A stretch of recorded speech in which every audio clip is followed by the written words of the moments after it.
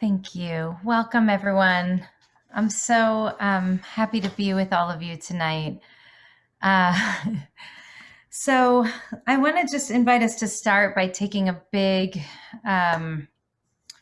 deep breath together. We're holding so much right now. It's been a really hard time.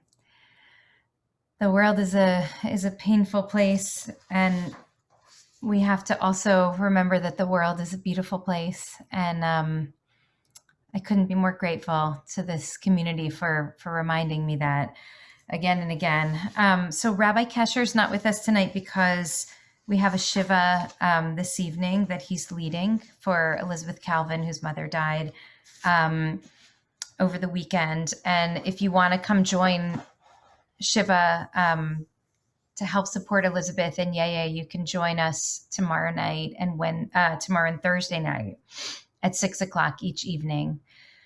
And I'll also just share with you at the top that later on this evening at 8:45 tonight, we're going to have a gathering, a prayer circle for our beloved Allie Weinstein and her family. Allie, as many of you know, was hit by a car on Friday just before Shabbat when she was out for a run. And so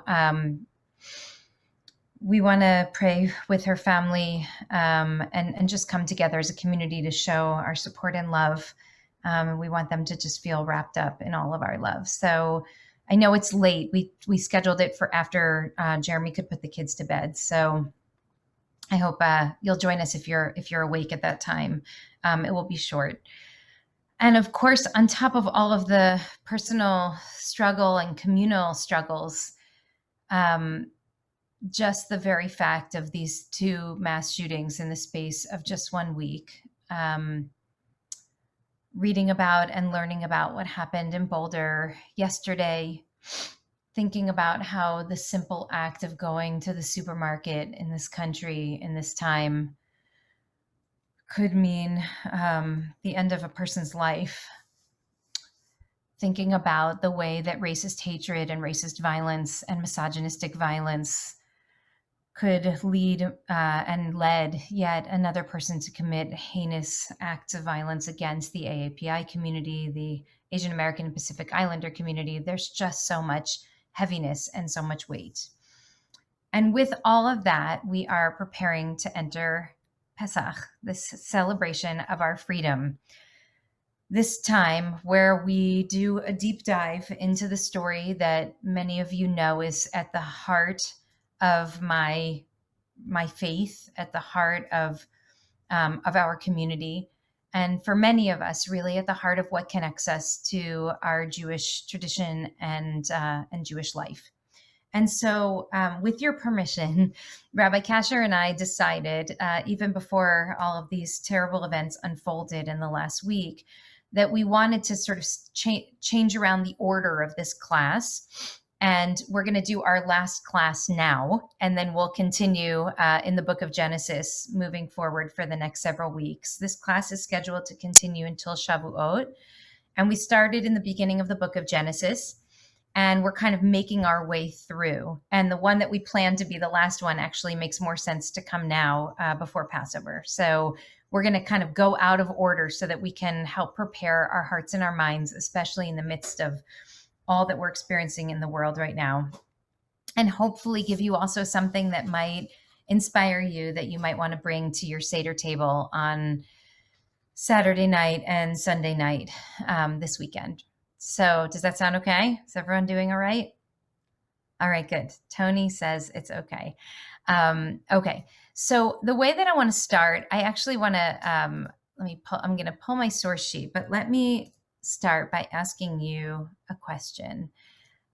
My brother-in-law, who some of you know, Rabbi Stuart Light, is one of the most creative educators in the field, actually. He's quite extraordinary. He comes to Ikar a couple times a year. He lives in Orange County with his family, but he comes to Ikar a few times a year. But we are blessed in our family with the most creative Sidarim because Rabbi Stuart Light puts them together, and he really thinks about each and every single piece of the Seder and the way to really make it come alive for the kids and also for the adults. And so what he did this year was he asked Eva, my daughter, to do some research to think about the story that we tell on Passover and the very strange way that we tell it. So let me first share with you our source sheet and see if you can get in there. Chat me if for some reason you can't. But let me share with you our source sheet. I'm going to share the screen so you don't have to go. But I know that some of you like to look at it on your own at your own pace. So this is what we're going to encounter in the Haggadah in just a few nights. Now, the core obligation of our Passover Seder is to tell the story of the Exodus from Egypt. But when we get to the storytelling part of the evening, something very strange happens, which is that our rabbis who put together the Haggadah choose these 4 verses to be the 4 verses, 1, 2, 3, 4, 5 verses through which we tell the story. It starts with these words, Arami Oved Avi. My father was a fugitive Aramean. He went down to Egypt in meager numbers, sojourned there, became a great and populous nation. The Egyptians dealt harshly with us, and they oppressed us, and they imposed heavy labor upon us. We cried out to God. God heard our plea and our misery and our oppression. God freed us from Egypt by a mighty hand, an outstretched arm, awesome power with signs and portents. God brought us to this place and gave us this land, a land flowing with milk and honey. Okay, I'm going to stop the share for a moment. So this version of our story tells our narrative in a very particular way. And I want to just ask you to think for a moment with me about what this narrative is telling us about what the Exodus from Egypt is actually about. So you can either raise your hand or put it in the chat if you like. What is the version that we tell in the Haggadah? What story is it actually trying to get us to share from one generation to the next? Yonatan. Hi. Hello, Rabbi. Well, it's not just the rabbis who are distilling the story into these 5 verses. These are the 5 verses that the Torah tells us to say, right? When we bring the offering to the temple, presumably on Shavuot, right? And it's a trajectory of redemption that's very much focused around our communal relationship with God in the material world, right? In terms of our material relationship.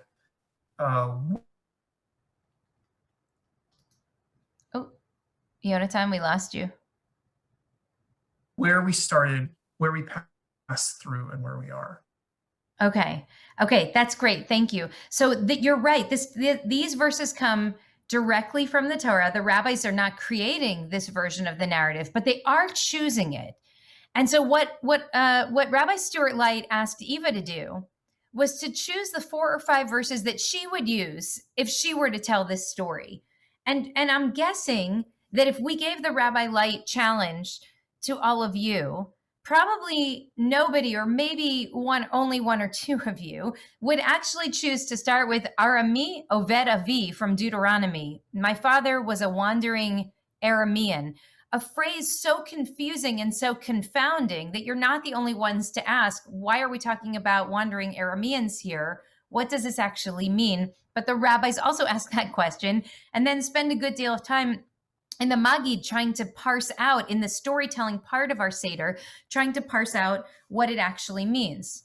So what Yonatan brings is right. And I wonder if anyone has anything to add to this.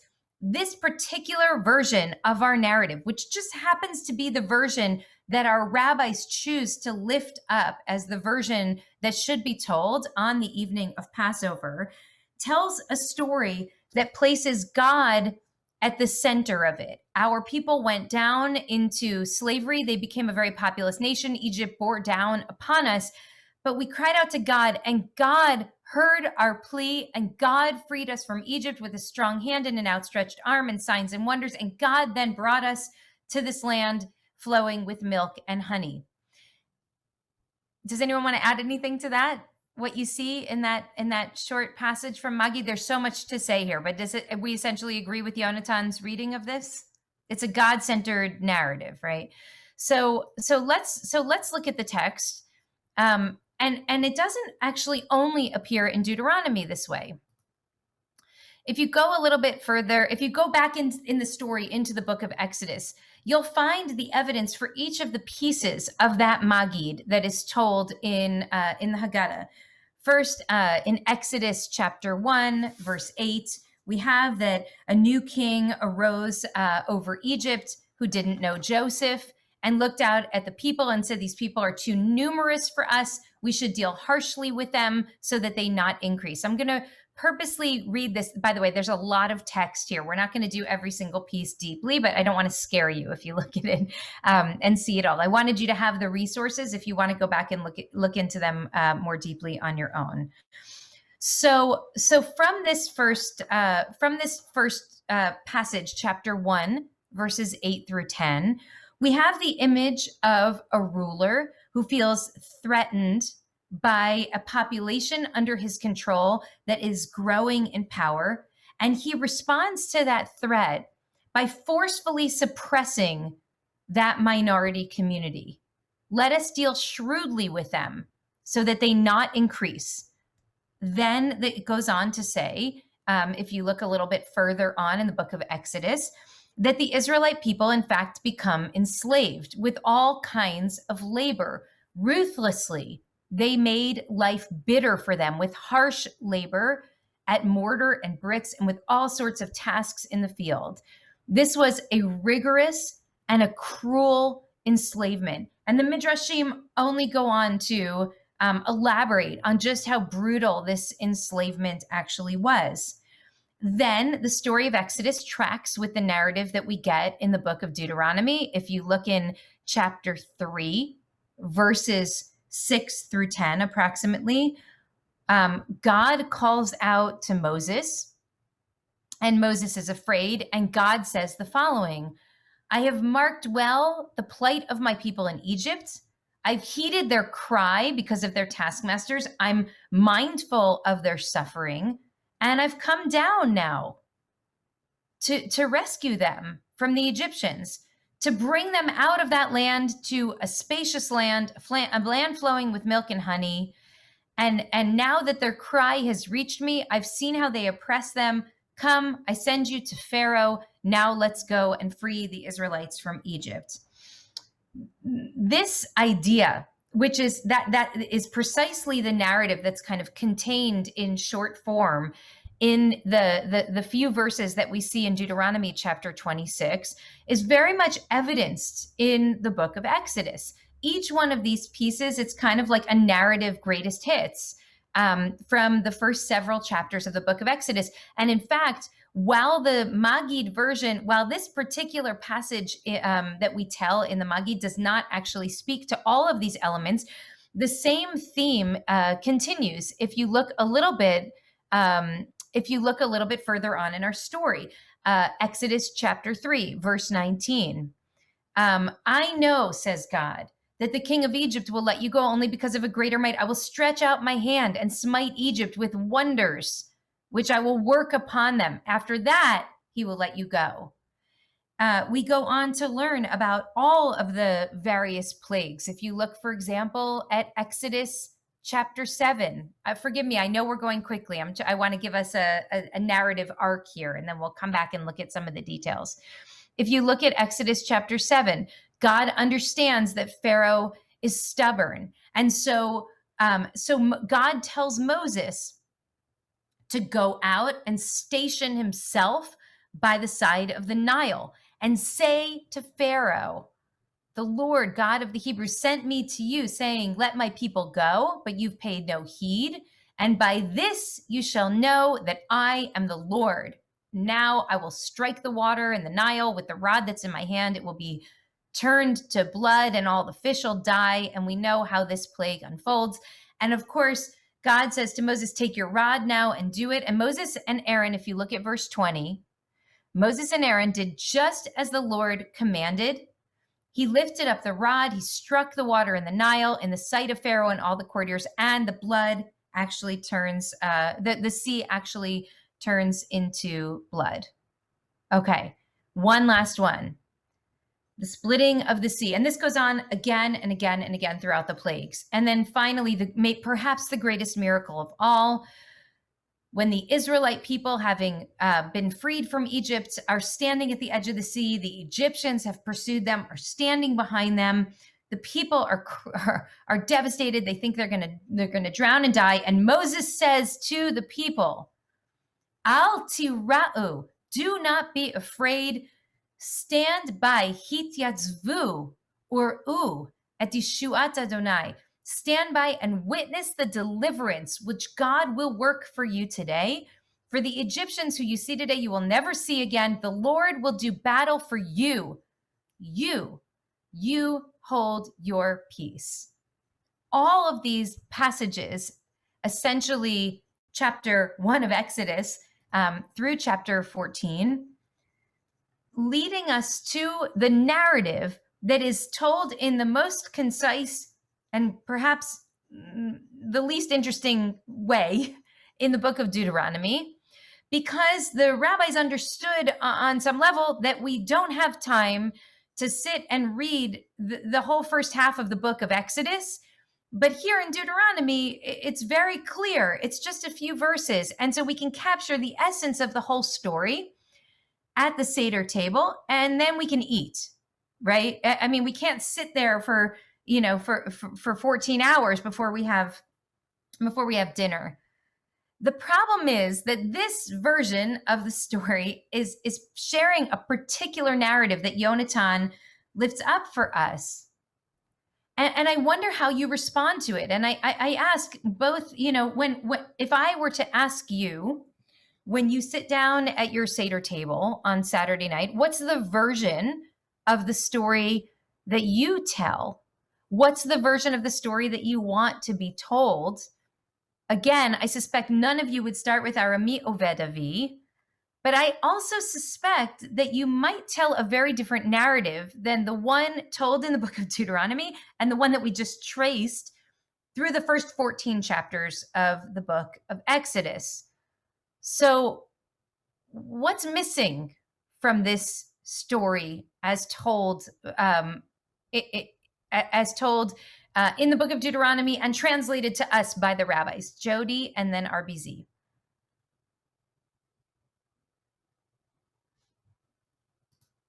Can you unmute yourself there?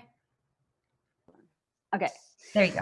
I find it really unsatisfying because, here we get an opportunity to talk about personal freedom. And I think the Israelites worked hard for their freedom.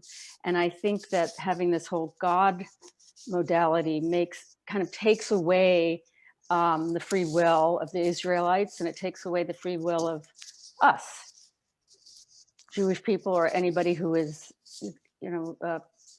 observing Pesach and observing coming out of the dark place. I find it very unsatisfying and off-putting. And Jody, I'm sure that you're not alone. I see a lot of people nodding as you said that, and a couple of hand claps. Deeply unsatisfying, right? That we would read a story that essentially takes the human agency out of our own liberation story, right? And puts the redemption entirely in the hands of God. Thank you for sharing that. RBZ, what are your thoughts? I think I got it. Did I get unmuted? Yes. Yeah. So what my vision that kept coming to me through what you were reading was the image of a ladder. and the going down, and frequently throughout Torah, there's the climbing up of the ladder and coming back down. And it's our actions taking the steps up to reach our highest place of liberation. And then we fall, we go back down again because we need to carry up another load of what schmutz we put on ourselves over the year, and we have to go up another, rung of ladder.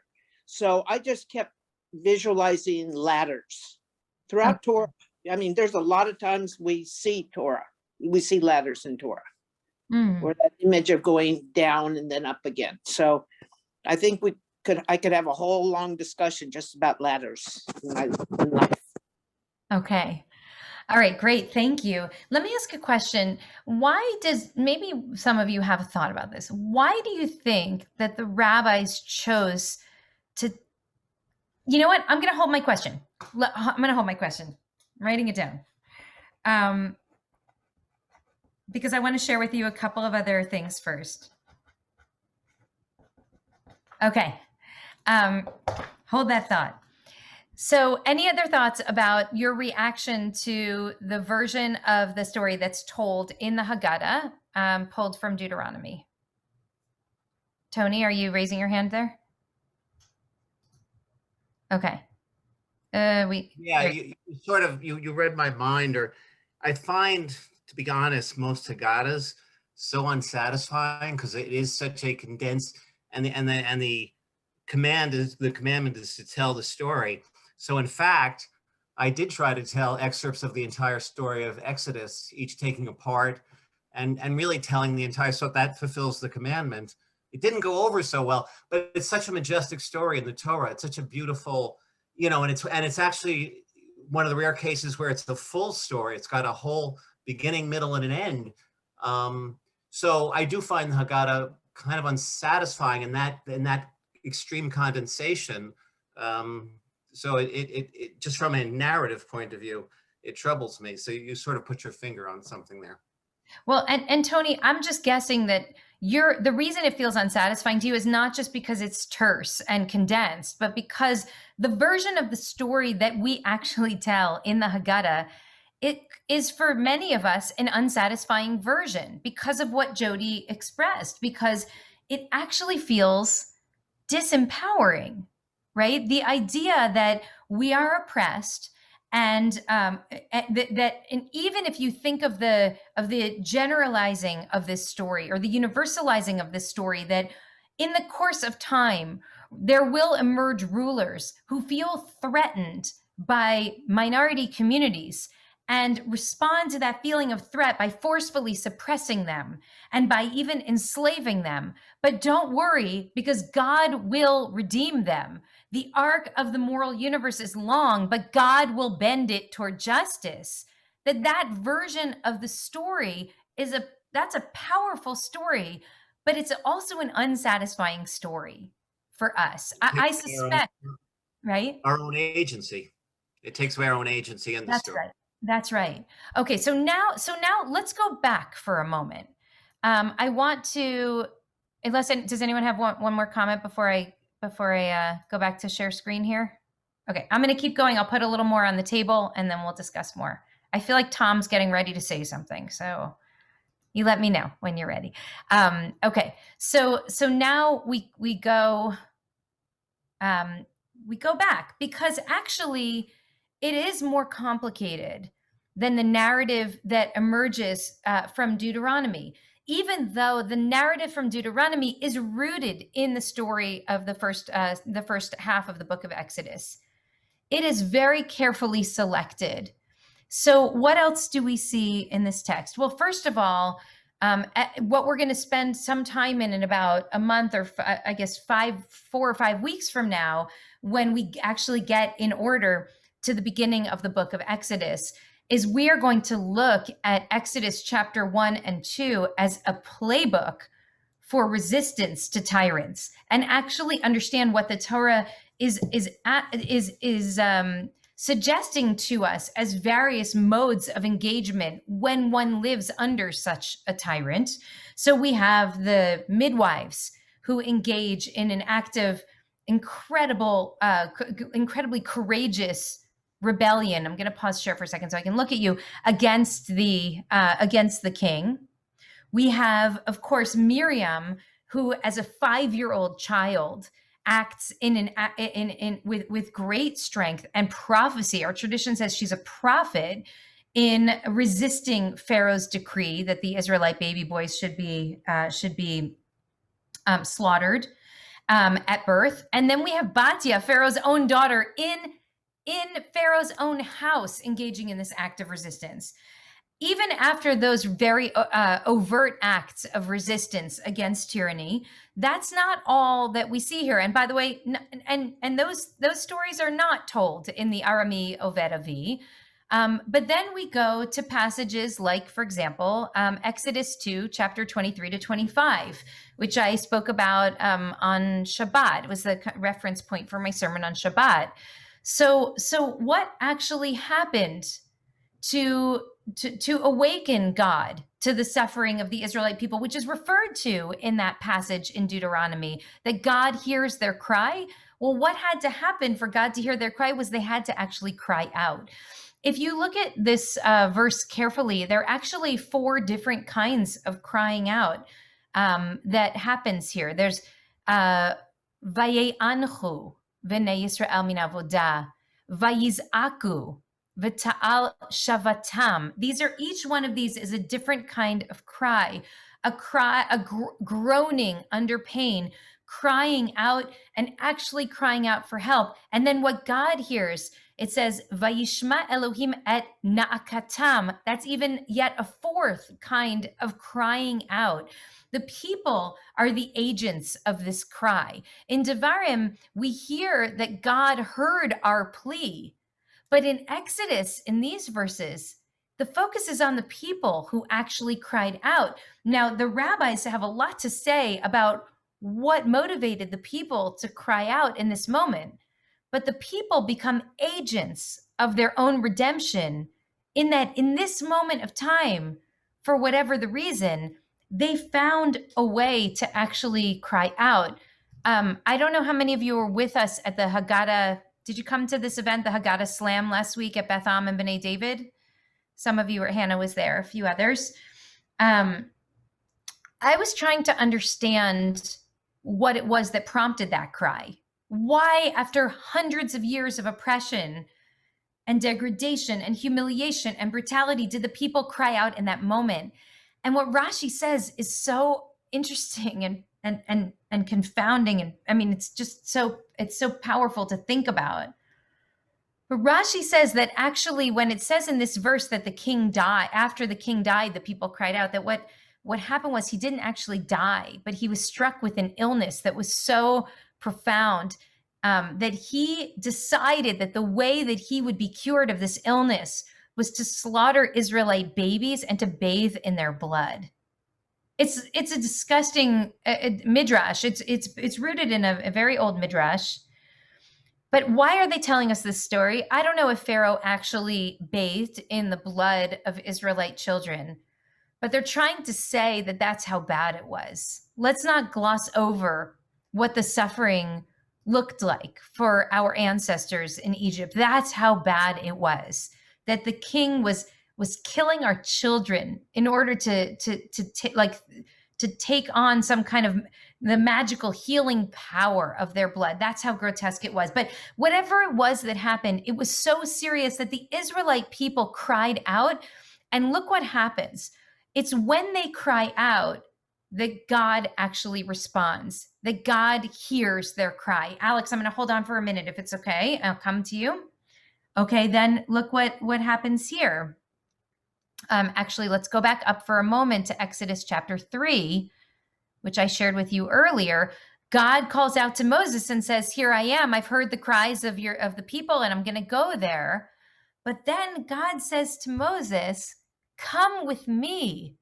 I will send you to Pharaoh. Va'ata lecha, ve'esh lechacha el Paro." Come with me. I will send you to Paro. and you, v'hotziatami v'nei Yisrael miMitzrayim, you will free the Egyptian, you will free the Bnei Yisrael from Egypt. So why does God need Moses to free the people from Egypt? Why can't God, who's not afraid at this point to act in human history, why can't God free Egypt without Moses? So we have we have all of these heroic women of Exodus 1 and 2 who are engaging in these acts of resistance. We have the Israelite people who it gets to the point where it's just so bad that they can't take it anymore, and they cry out and they groan and they vocalize their pain. And then we have God saying to Moses, I need you to go down into Egypt.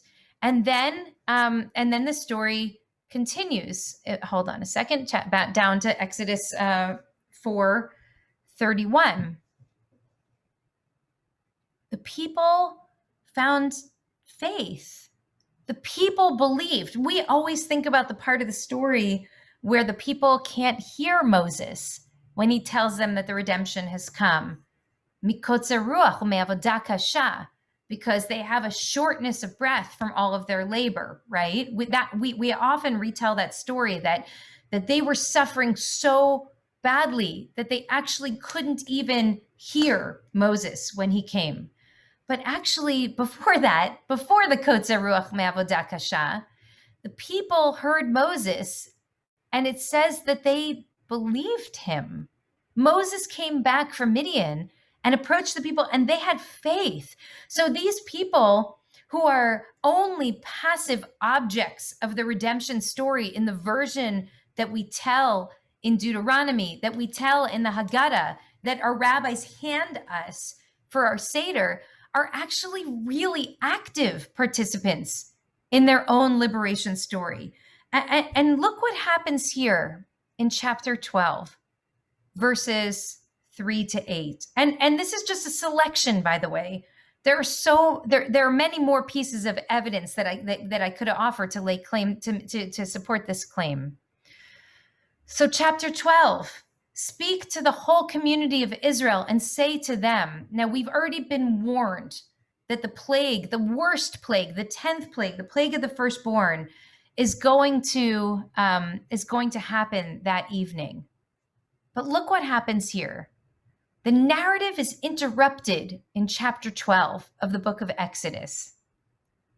And the Torah says, speak to the whole community of Israel and say, on the 10th of this month, each one of them shall take a lamb to a family, a lamb to a household.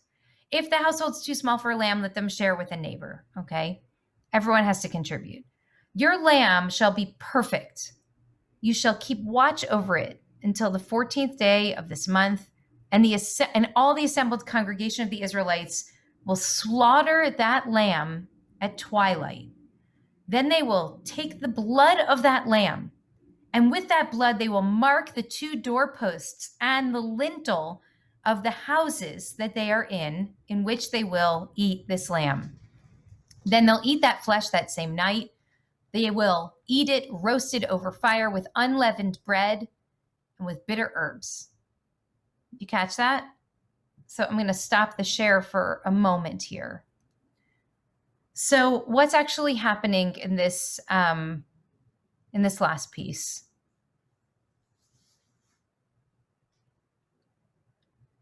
Alex, do you want to take a stab at this? I just want to ask a quick question. So why God didn't free Jewish people at the very beginning, and why Israelis had to suffer from one pain to another pain, and another pain, and another pain?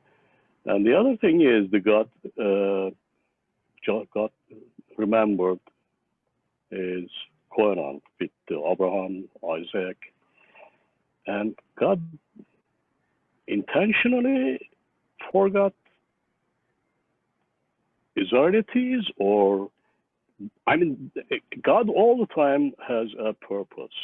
why we had to go from one pain to another pain and another pain and another pain, and why God didn't, hey, 1, 2, 3, we are free. Why we had to suffer this pain, and another pain and another pain.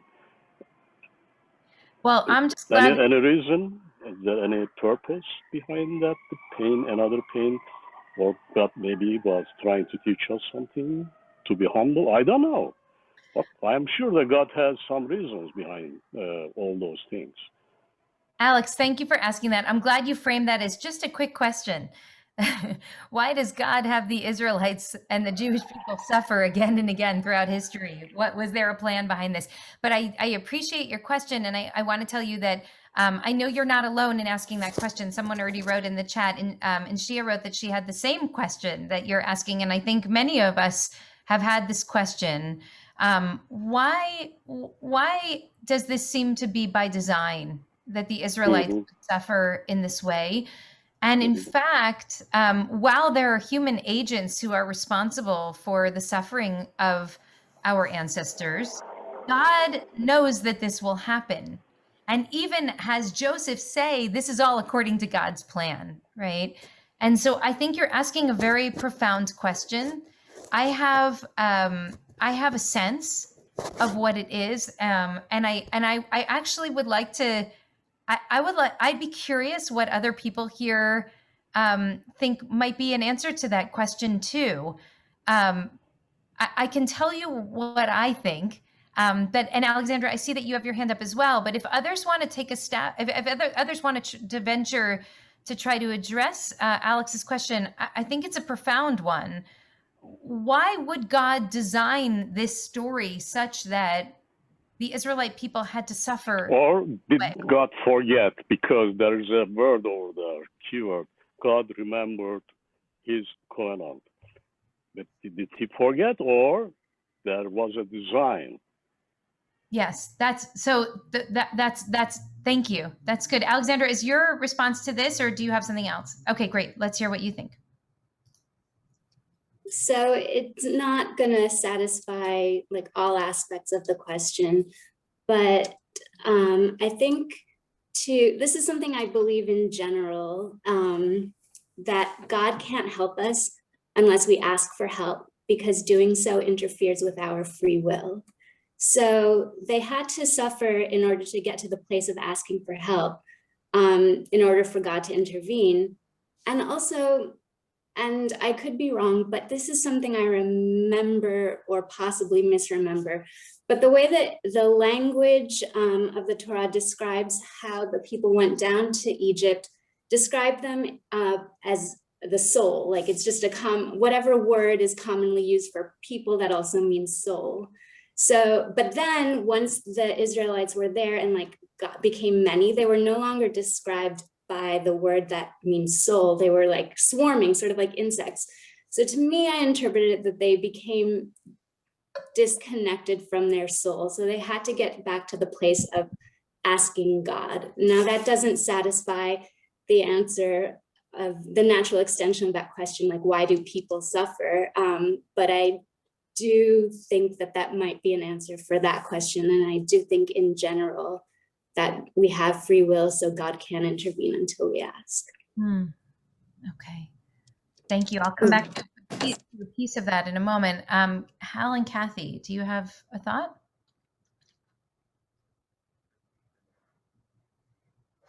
There. No, I just think, another thing that's going on here, and this may relate to the suffering, is that it's a collective experience, that, this is a people is being forged by these historical events.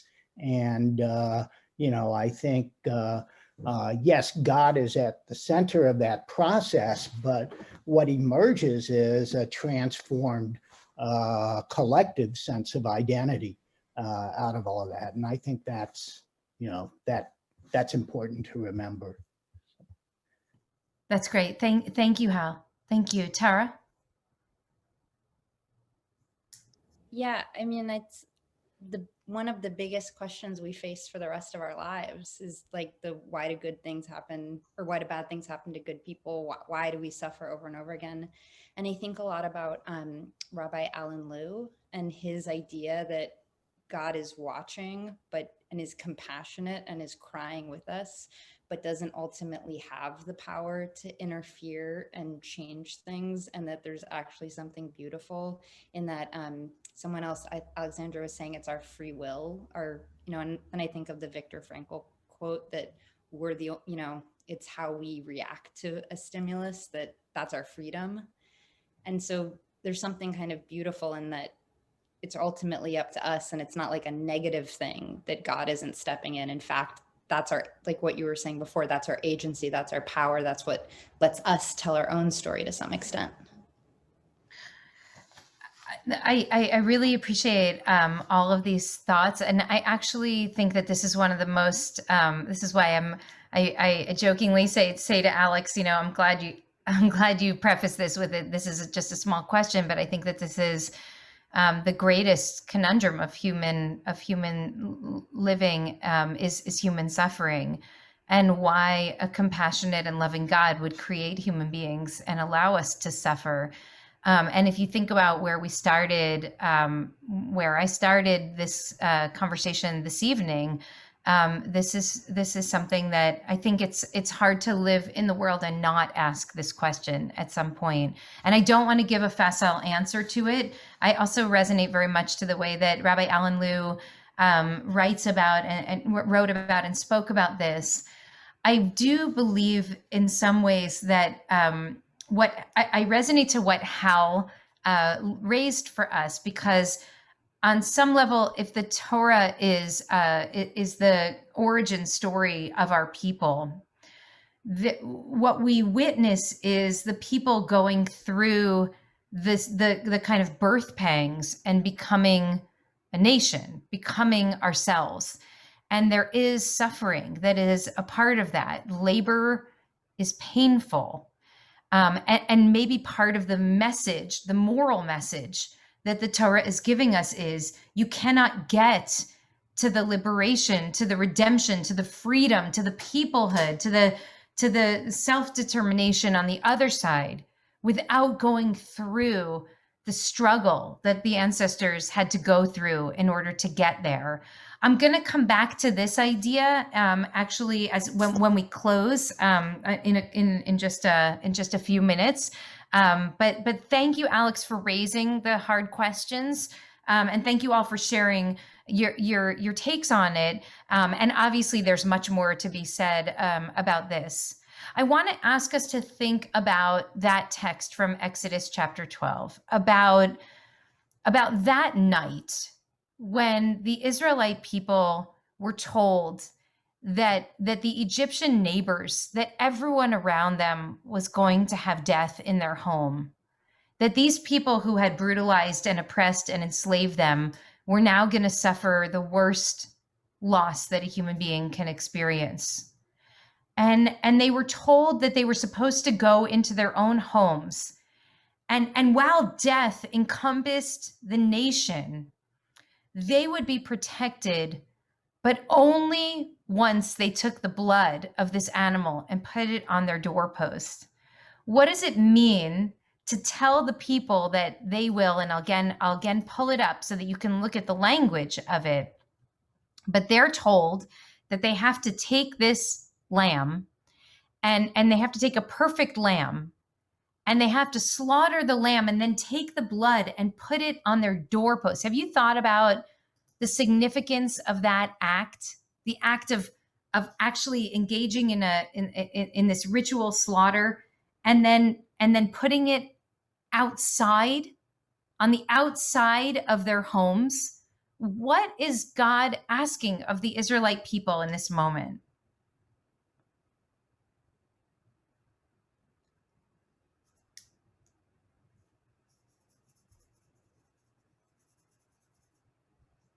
Yes, Yonatan.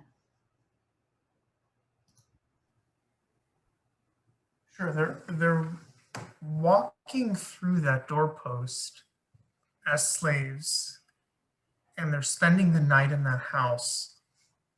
And the next time they'll walk through that same doorpost, they will be free people.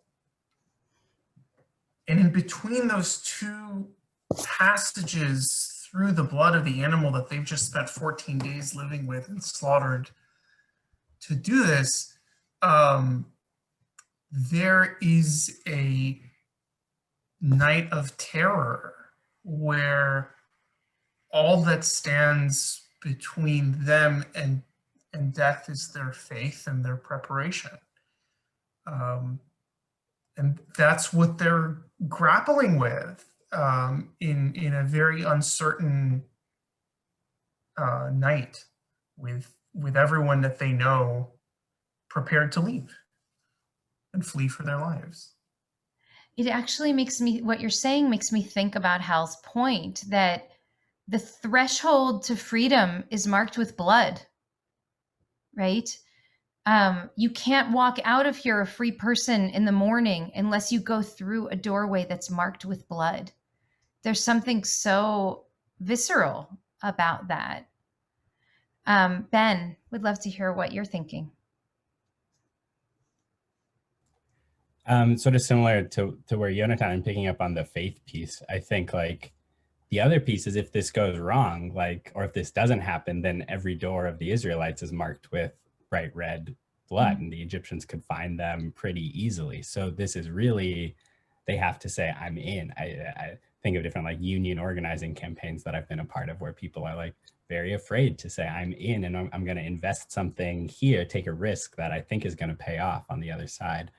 And it does, but that's really terrifying. And it's really hard for folks to make that choice.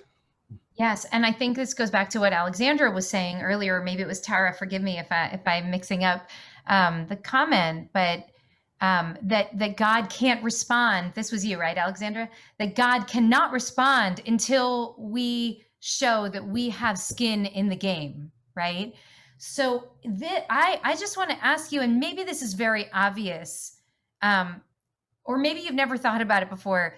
The first time I realized this, it like knocked me off my chair.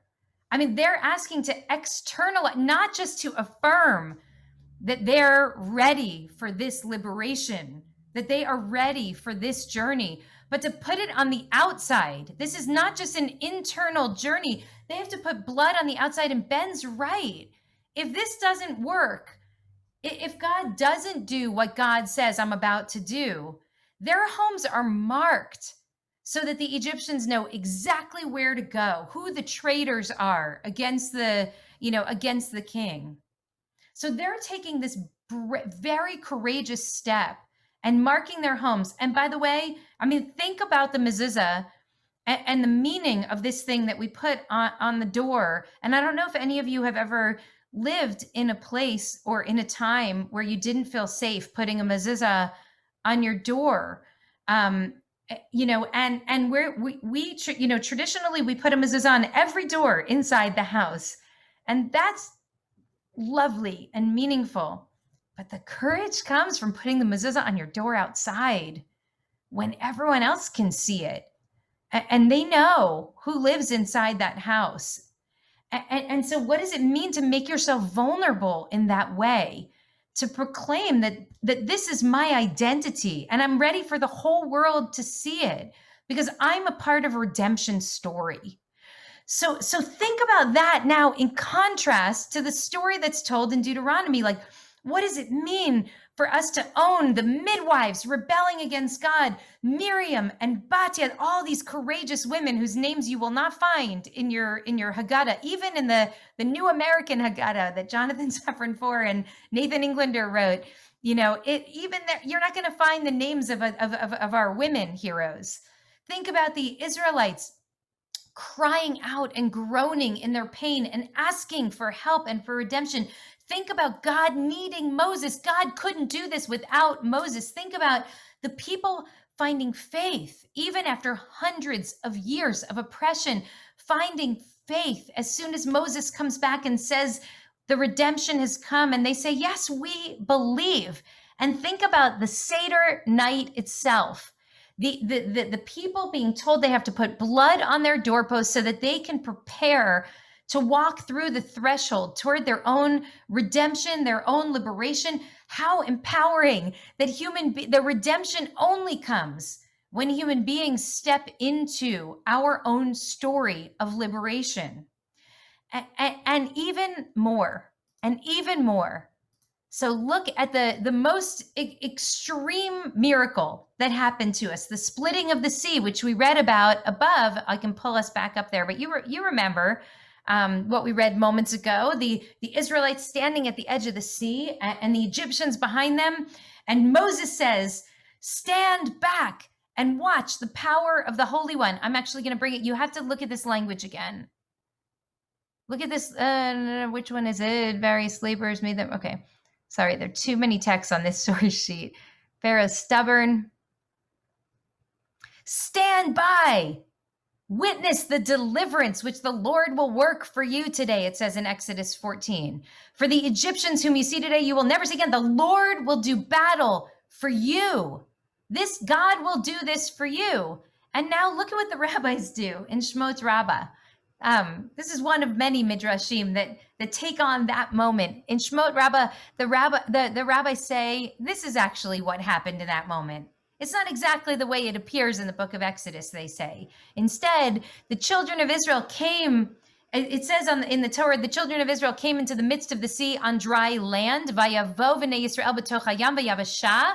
So what does it mean they went on dry land when they were in the midst of the sea? That makes no sense. And the nonsense of the verse opens it up for interpretation. Rather, this comes to teach us that the sea was not divided for them until they entered into it, until they were in up to their noses. And only after that did it become dry land. That's how they entered into the midst of the sea, and it was dry land, because first they entered into the midst of the sea, and only when they did that did it actually become dry land for them.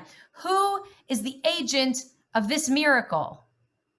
This story is not about the miracles that God performs for us. This story, this version of the story, is about the miracles that we render for ourselves.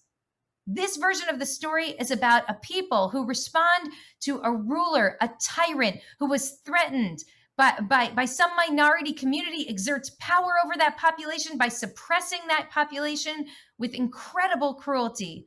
And the people rising up against a tyrant and saying, we will not live like this. And showing again and again that they want redemption and they're willing to die for it.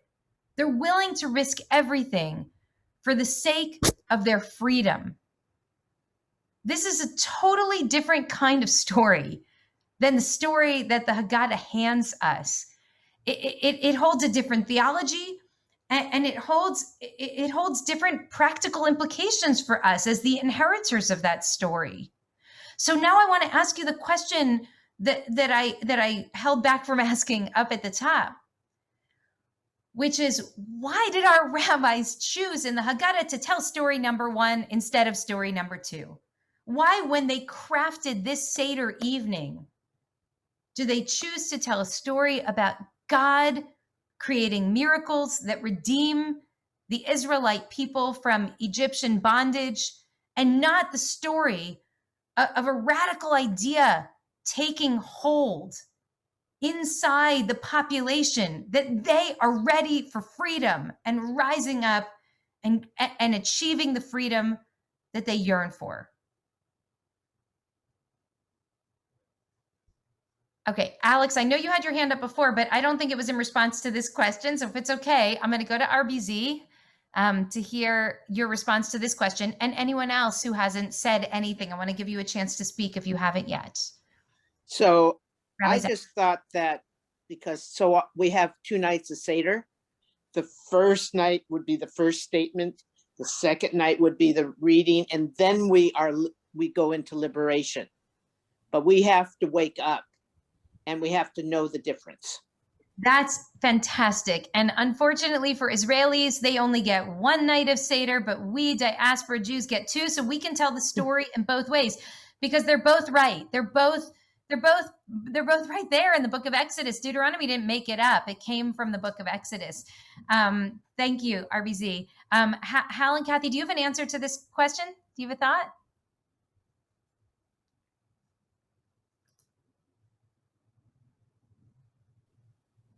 Okay. Okay. Well, it's an idea. So, in the narrative, it starts off so strangely too, that business about the wandering Aramean, and nobody kind of know. Well, I don't know. Anyway, you always wonder. It's so bizarre.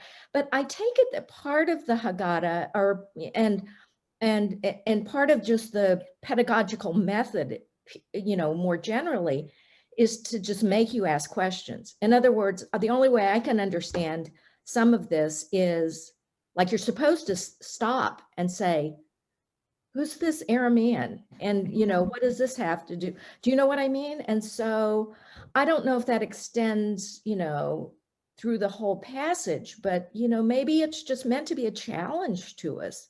And we're supposed to, because isn't that why all of these, you're supposed to put odd things out so that you'll ask questions. So maybe this whole thing is just meant to.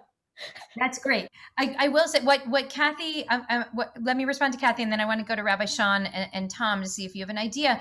But what Kathy says is right. And in fact, the rabbis say that in the whole purpose of all of the early rituals of the Seder up to the Magid is to get a child to ask a question. We do all kinds of bizarre, extraordinary things just so that someone will ask, because they are educators and they understand that the only way for a moral message to penetrate the mind and heart of a student is for that student to be curious, to be open-hearted. And so maybe they started with Arameo Veravi so that for thousands of years, people would say, what the heck are they talking about?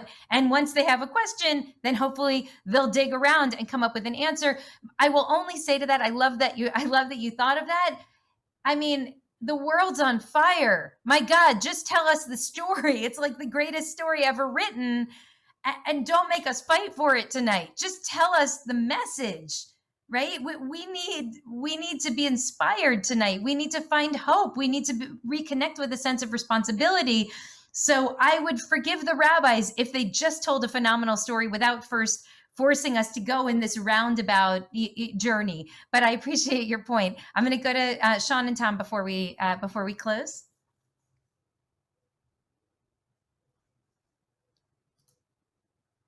Okay, let's see. There you go. Okay, now I can unmute. Thank you so much, Rabbi Brous, for posing this question. And I've learned so much from everyone's comments. And I was going to say something very deeply related to the notion that you just said. The idea of kushiot, asking questions, which threads all the way through the entire Seder, intergenerational questions, by which I think we initially think it's the young ones asking the elders. But I also think there's a very deep desire, for older people to turn to youngers and to get their version of the story. And what if the first version is actually the elders saying to someone younger, this is the basics, could you please fill it in?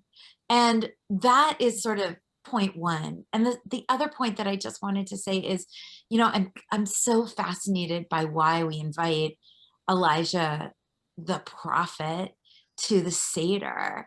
And I think that Elijah is also very deeply connected to Q&A and to filling in the story, the notion that Elijah is going to sort of bring answers in the time of the Messiah, that everything until then is filling in the story. I just think the whole thing, these two pillars of storytelling, are beckoning people of all ages and all stages to add their questions and their commentary. Beautiful. That's a really beautiful take on what Kathy offered to us. And it actually brings us back to Jody's initial comments, which is the version that's in the Haggadah for many of us is deeply unsettling, is deeply unsatisfying, feels profoundly disempowering, and maybe that is just the spark we need to actually tell the story in our own way. Because I don't really know anyone who sits, aside from my firm relatives in Israel who actually just sit with the Haggadah and they read every word, but I don't know anybody who just sits and reads the story from the book, right? Most people put the Haggadah down at the Magid section and they tell the story in some way. And so maybe in some way that unsatisfying version of it is precisely so that we can engage the story in a way that will touch us deeply and personally. I love that, Rabbi Sean. Thank you for that. So let me bring you to one last idea before we close, because we are at the 7 o'clock mark here. First, and I think this was to Tara. I think this was Tara's point now. And I said I would come back to it. This little piece of one of Frederick Douglass's very famous speeches. Listen to what he says about struggle. This lends itself to version number 2. Okay. If there is no struggle, there is no progress. Those who profess to favor freedom, yet deprecate agitation, are men who want crops without plowing up the ground. They want rain without thunder and lightning. They want the ocean without the awful roar of its many waters. This struggle may be a moral one, or it may be a physical one, and it may be both moral and physical, but it must be a struggle. Power concedes nothing without a demand. It never did, and it never will. What Frederick Douglass is telling us is that you might find very appealing version number 1 of this story, the version in which the people suffer and God hears, and God is a good God, a benevolent God, a compassionate God, and God makes miracles happen, and with a strong hand and an outstretched arm makes everything better. But Frederick Douglass says that is not the way of the world. Deuteronomy is not the way of the world. This thread, the Exodus thread, that's the way of the world. It's people in big and small ways rising up and affirming that they resist tyranny and that they're willing to put their lives on the line for freedom, taking risks. That's what ultimately transforms a society. And I want to just close by sharing with you the words of Atana Deve Eliyahu. This is a midrash that says the following, which you might have heard in various forms from other people. Every day, miracles befall a person as great as the miracles of the Exodus. Every day. Now, you know that in our prayers, we say in every Amidah, every day, 3 times a day, if you do pray 3 times a day, Modim anachnu lach, we say, we thank you for creating these miracles every afternoon, every evening, every morning, and every afternoon. In every season, in every time, there are miracles around us. And Tana Deve Eliyahu says, those miracles are as great as the miracles of the Exodus. And I believe in this time that what we have to recognize is that those miracles that we are acknowledging exist in the world are not only miracles that come from God, that we are passive recipients of, but those are miracles that we make happen through our own human agency and through our partnership with God in the quest to build a more just and loving society. God did not make Yetziat Mitzrayim happen without the human beings who are a part of this narrative, without Moses as God's partner, without all of the Israelite people who found faith even after hundreds of years of oppression and degradation, and without all of those souls who are willing to say, I am a part of this struggle and I'm even willing to die for this struggle. That's the way that we make miracles happen in the world, not by waiting for them, but by bending the arc of history with whatever power in whatever way we actually can. With that, I'm going to wish you a Chag Sameach. We'll hopefully see you again before Yantif on Shabbat morning.